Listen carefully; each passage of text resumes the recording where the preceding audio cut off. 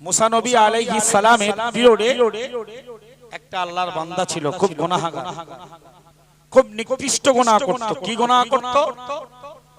মানুষ মরে যাওয়ার পরে কবরে দাফন করলে ওই লোকটা ওই মৃত মানুষের দেহের পোশাক কাপড় চুরি করে বাজারে বিক্রয় করত। নাউজুবিল্লাহ বলেন। একদিন আরেক জঘন্য অপরাধ করেছে।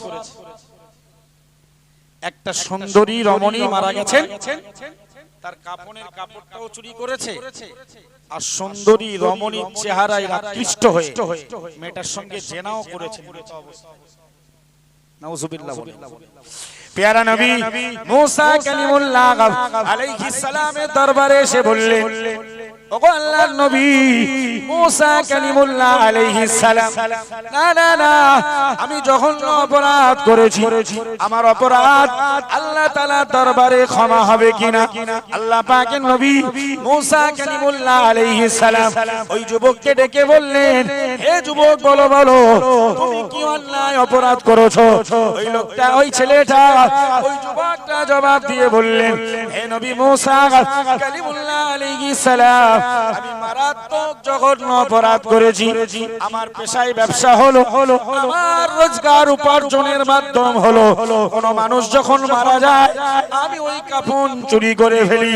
হুজুর, ওই কাফনটা আমি বাজারে বিক্রয় করে ফেলি। হুজুর, একদিন আমার এলাকার এক সুন্দরী রমণী, এক সুন্দরী নারী ইন্তেকাল করেছে।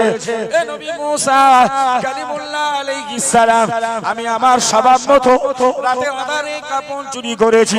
তার সৌন্দর্য লাবণ্যময় চেহারায় আকৃষ্ট হয়ে হুজুর আমি তার সঙ্গে কবরে জিনা ব্যভিচারী করেছি। না না না, বেশ কিছুটা দূর চলে আসার পরে ওই কবর থেকে আমাকে ডেকে বলা হলো, হে যুবক আল্লাহর বান্দা, আমাকে নাপাক অপবিত্র অবস্থায় রেখে চলে গেলে কিয়ামতের মহাময়দানে আল্লাহর ইলাহি দরবারে আমাকে নাপাক অবস্থায় উঠতে হবে। হুজুর, আমার ভেতরে কম্পন শুরু হয়ে গেল। হুজুর, আমার ভেতরে পরিবর্তনের দাগ কাটতে শুরু হয়ে গেল। একটু জোরে বলুন না সুবহানাল্লাহ। হুজুর, আমার জীবনে কি তওবা করলে আল্লাহ তাআলা আমার তওবা কবুল করে নেবে? একটু জোরে বলুন সুবহানাল্লাহ। কল্পনা জল্পনা শুরু হলো। এই অপরাধের কথা শুনে নবী মুসা বললেন, তোমার জীবনে ক্ষমা নেই। নাউজুবিল্লাহ বলেন। তুমি আমার দরবার থেকে বেরিয়ে পড়ো, তোমার জীবনে ক্ষমা হবে না। এত জঘন্য অপরাধ পৃথিবীর মাটিতে আসমানের নিচে দেখা যায়। আমার আল্লাহ পাক রব্বুল আলামিন এক বিন্দু এক বিসর্গ বিলম্ব না করে জিবরাইল আমিনের মারফতে ওহী নাযিল করে দিলেন।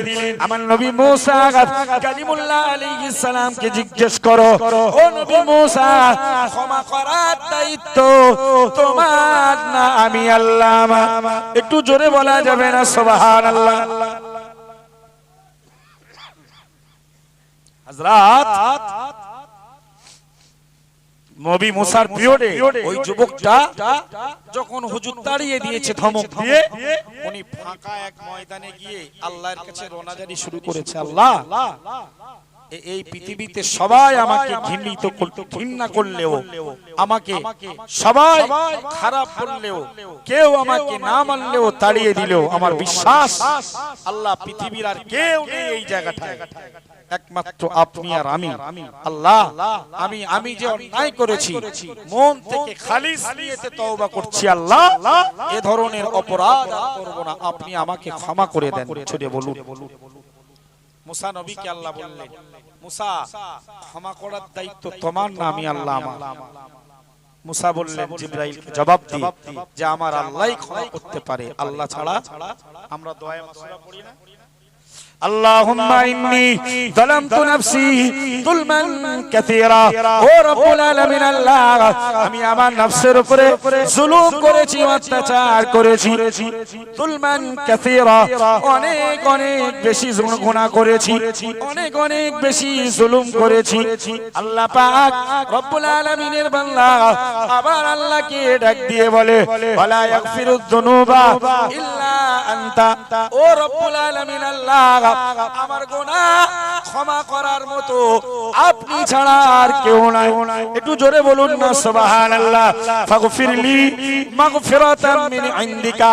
সুতরাং ও রব্বুল আলামিন আল্লাহ, আপনি আপনার পক্ষ থেকে আমাকে ক্ষমা করে দেন। একটু জোরে বলুন সুবহানাল্লাহ। আরহামনি, এবং আপনি আমার প্রতি দয়া আর অনুগ্রহ করুন। ইন্নাকা আনতাল গফুরুর রহিম। ও রব্বুল আলামিন আল্লাহ, আপনি তো ক্ষমাশীল দয়ালু। জোরে বলেন সুবহানাল্লাহ। দোয়ায়ে মাসুরা এই দোয়াটা পড়ি, ওয়ালা ইয়াগফিরুয যুনুবা। ও একটু সামনে সামনে সরে আসুন না, একটু সরে আসুন ভাই। তো মুসা নবীর কাছে আল্লাহ ওহী নাযিল করলেন যে যাও আমার ওই বান্দা যুবককে খুঁজে বলে দাও, আমি আল্লাহ তার রোনাজারিতে, তার কন্দনে, আমি তার ক্ষমা চাওয়াতে আমি আল্লাহ খুশি হয়ে গেছি। জোরে বলুন, আমি আল্লাহ তাকে ক্ষমা করে দিলাম। জোরে বলুন। সুতরাং যুবক যুবতী, ভাই ও বাবাজি, মা ও বোনেরা যারা ওয়াজ শুনছেন, সকলের কাছে নিবেদন করছি একটু বেশি বেশি করে তওবা চান, তওবা পড়ুন, আল্লাহর কাছে ক্ষমা চান। বাকি জীবনে হালাল উপার্জন করুন। হালাল।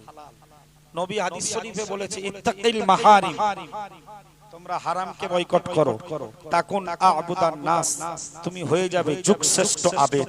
যদি বলেন আল্লাহর ভালো আবেদ, আল্লাহর মাহবুব পিয়ারা বান্দা হতে গেলে আল্লাহ বলেছেন হারাম ছাড়তে হবে। কি করতে হবে ভাই? মদ খাওয়া হারাম না হালাল? হারাম। জুয়া খেলা, লটারি কাটা, সুদের সঙ্গে জড়িত থাকা, মুসলমানরা এগুলো করে। মিথ্যা কথা বলা, গালি দেওয়া, মানুষকে বিপদে ফেলা, সব হারাম। যতদিন হারাম না ছাড়বেন আপনার ইবাদত আল্লাহর কাছে গ্রহণযোগ্যতার স্তরে পৌঁছাবেন।